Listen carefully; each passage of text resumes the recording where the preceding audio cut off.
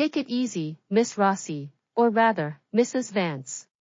His British accent lent a distinct crispness to the word Mrs., and a faint, almost imperceptible smile played at the corner of his mouth. "We're merely fulfilling an agreement." I nodded vigorously, my hands clenched tightly beneath my skirt. The agreement had been my grandfather's dying wish. His winery was on the brink of bankruptcy, and Elliot needed a wife with permanent residency in Siena to finalize his investment project in Tuscany. We'd met 3 times at the law firm, discussing nothing but prenuptial agreements and postmarital living arrangements. The only romantic moment came during our second meeting, when he brought a slice of tiramisu, saying, "I heard the Rossi family has a fondness for this." Our marital home was a 16th-century stone villa with a terrace in Siena's old town, its walls cloaked in bougainvillea. Elliot gave me the largest bedroom, choosing the guest room next door. "You'll need more space for your painting supplies," he'd said. He remembered me mentioning, during our first meeting, that I studied mural restoration at the Florence Academy of Fine Arts. Our postmarital life was like a cup of Earl Grey at just the right temperature, gentle, yet deliberately distant. He left the house promptly at 7 a.m. every morning, leaving a note on the kitchen island written in Italian, "Milk is on the second shelf of the fridge, bread is in the oven." His handwriting was as neat as printed text. I'd stay late at the restoration studio, and when I returned, the living room floor lamp would always be on. He'd be sitting on the sofa reading documents, with 2 cups of warm black tea set out, one with milk, one without. He knew I hated the taste of milk in tea. The first time I dared to think, maybe he sees me as more than a business partner, was during the August Palio. Each of Siena's 12 contrades sends a jockey to compete, and the Eagle Contrade, where our home was located, was always especially lively. That day, I wore a red embroidered dress passed down from my grandmother, standing on the square's steps to take photos. Suddenly, the crowd surged, and I stumbled. My camera slipped from my hands, destined to crash onto the stone pavement. A warm hand suddenly wrapped around my waist, while the other steadied the camera midair. Elliot's suit was dust-streaked from pushing through the crowd, his tie askew. "Careful," he panted slightly, his fingertips unconsciously brushing the fabric at my waist. "It's chaos here. I've been looking for you for 10 minutes. I looked up, falling into his eyes, deep blue, like the Tuscan night sky. His Adam's apple bobbed, and he immediately let go, stepping back half a pace. He pulled a tissue from his pocket and handed it to me. "I noticed your camera hanging around your neck earlier," he said, "and worried it might get knocked around." He stayed by my side for the entire Palio. When the Eagle Contrade jockey crossed the finish line, I excitedly clung to his arm. He tensed for a moment, then gently patted the back of my hand. On our way home that evening, I bought 2 cones of gelato, handing him one in pistachio flavor, the flavor he'd hesitated over for 3 seconds at the gelateria the other day. He smiled as he took it, moonlight gilding his eyelashes and casting soft shadows. "You're very observant, Bella." That was the first time he called me Bella. Before that, it had always been Miss Rossi or Mrs. Vance, polite, formal, formulaic. But that endearing nickname dissolved in my heart like a sugar cube in warm water, yet I dared not let my hopes rise too quickly. I feared it was merely a passing habit. On Monday morning, I found his note on the kitchen island had changed to elegant cursive, with a tiny sketch of a tiramisu drawn at the end. Inside the oven, beside the bread, sat a small crème brûlée. The cracked caramel crust formed a perfect heart shape. Elliot emerged from the kitchen wearing my floral-patterned apron, his sleeves rolled up to his forearms, revealing the smooth lines of his wrists. "I looked up the recipe last night," he said. "They say it pairs well with coffee." My fingers tightened around the note, but he'd already turned to fetch the coffee beans, as if he'd done nothing out of the ordinary. I began leaving small traces of myself in his study, leftover paint swatches from my mural work, labeled, "Perfect for dusk tones," a postcard of Piazza del Campo tucked into the financial magazines he often read, even a hazelnut candy wrapped in gold foil slipped into his suit pocket, the same kind he'd glanced at twice on a colleague's desk during a meeting. He never mentioned these little gestures, but one night, I found my discarded sketch drafts carefully pressed flat, framed in a wooden frame, and hung in the hallway. This delicate balance shattered on his birthday.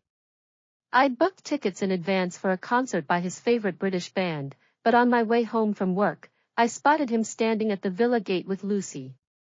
She held an exquisite cake box, her voice bright with enthusiasm. "Mr. Vance, I brought this Black Forest cake all the way from London, it's your old favorite." When Elliot saw me, his eyes flickered with obvious panic. He reached for the cake, then paused. "Thank you," he said, "but I'd rather have whatever Bella's made." I sat through the entire concert distracted, the hot cocoa he handed me growing cold in my hands. Back home, I stuffed the tickets into a drawer and turned to leave, only to be stopped by his hand on my wrist. He wrapped his arms around me from behind, his chin resting on top of my head, his voice trembling almost imperceptibly. "I saw the tickets, in your sketchbook. Lucy just dropped by with the cake on her way. I've already made it clear to her." I pulled away, and when I saw the gold foil of the hazelnut candy peeking out of his suit pocket, my eyes suddenly stung. "Elliot, what am I to you, exactly?" He froze, then pulled a small silver pendant from his pocket, engraved with the outline of Piazza del Campo. "I had a jeweler make this over 2 weeks," he said. "I wanted to give it to you today. I remember you said this place makes you feel the most at peace."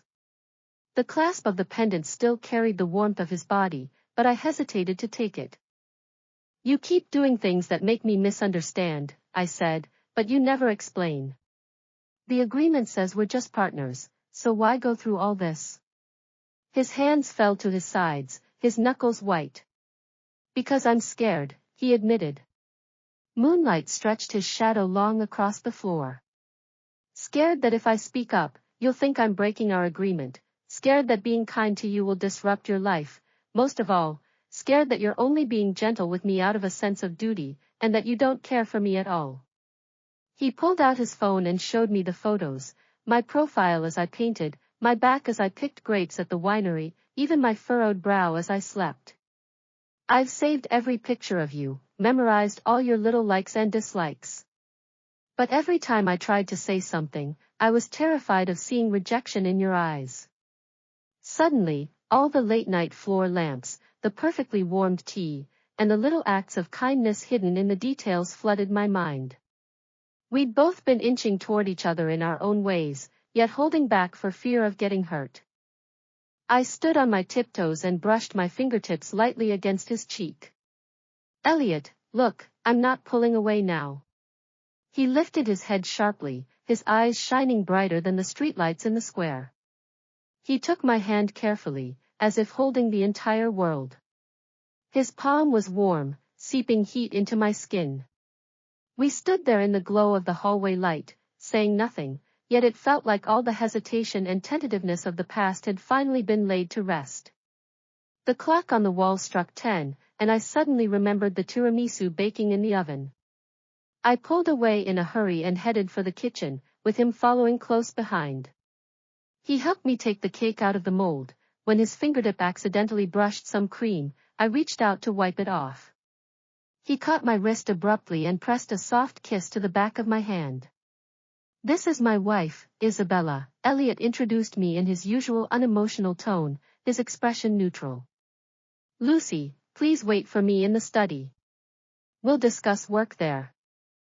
That afternoon, I worked on my mural sketches on the terrace, but I couldn't help overhearing their discussion drifting from the study.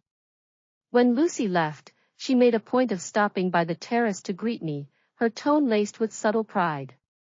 "Mr. Vance and I used to work late into the night together in London," she said. "He only drinks his coffee black, no sugar." My grip on the paintbrush tightened for a moment. I forced a smile and said nothing. When Elliot came home that evening, I was baking cookies in the kitchen. He walked over and tied the loose strings of my apron behind me, his chin resting lightly on the top of my head. What are you making? He asked. It smells wonderful. Chocolate cookies, I replied, stepping sideways to avoid his touch, pretending to focus on the oven. Dark chocolate, your favorite. His movements froze. After a long silence, he said, don't pay attention to what Lucy said this afternoon. She's just my assistant. I don't care, I said, opening the oven. The rush of hot air blurred my vision. It's just a contractual marriage, after all. I have no right to interfere with your work or social life. He only ate one cookie that day. That night, I tossed and turned in bed, replaying his words from the day we signed the agreement. During the marriage, we shall not interfere with each other's personal lives, including romantic relationships. I realized then that I'd been fooling myself to hope for more. For the next week, we deliberately avoided each other. He left early and came back late every day, his notes growing shorter and more perfunctory. I moved into the studio, only returning home on weekends to collect clean clothes. Then, on a Friday evening, I found the villa door unlocked. The living room light was on, and Elliot sat on the sofa, two empty black teacups in front of him. You're back, he said, standing up. His eyes were bloodshot. I went to the studio to find you. Your teacher said you've been working overtime all week. I have a mural restoration project to finish, I replied, changing my shoes and heading straight for the bedroom. I just need to grab some clothes and I'll be gone. He grabbed my wrist suddenly, his grip firm but gentle. Bella, you're angry. I'm not, I said, trying to yank my hand free. But he pulled me closer, and the scent of cedarwood from his cologne wrapped around me, sapping all my strength. You are, he insisted, looking down at me with a seriousness I'd never seen before. You've been avoiding me ever since Lucy arrived. Do you think there's something between us? It's none of my business, my voice wavered. Elliot, we're just business partners. No, he cut me off, his fingertips brushing softly across my cheek. Not to me. Never to me. I looked up in shock, my heart pounding wildly in my chest. His thumb brushed my lower lip, his touch as gentle as if handling fragile porcelain. The first time we met at the law firm, you wore a cream dress. You were so nervous you kept twisting your pen, and the cap fell off 3 times. At our second meeting, you said you loved the sunset at Piazza del Campo because the light was perfect for sketching. The third time, when you talked about your grandfather's winery, your eyes lit up like stars. I thought you were just taking notes for the agreement, I whispered, holding my breath. My cheeks felt like they were on fire. I was taking notes on you, he said, smiling, a real, deep smile that crinkled the corners of his eyes.